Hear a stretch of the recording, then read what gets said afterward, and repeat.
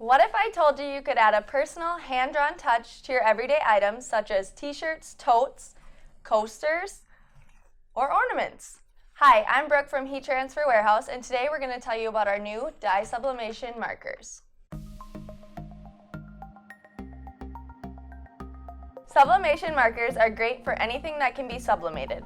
One pack of sublimation markers includes 10 chisel tip permanent thermal transfer markers.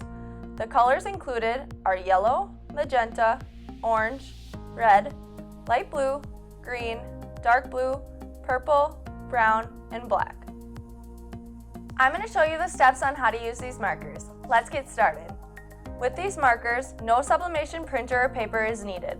Simply draw your image on plain copy paper, secure your design face down to 100% polyester blank substrate, and heat press using the instructions provided with the blank substrate. Keep in mind that the final product is mirror image of the drawing. However, these markers can be used in a pen holder with select crafting vinyl cutters, such as a Cameo 3. There you have it, a finished dye sublimation substrate using sublimation markers. To view more or to purchase these markers, visit heattransferwarehouse.com.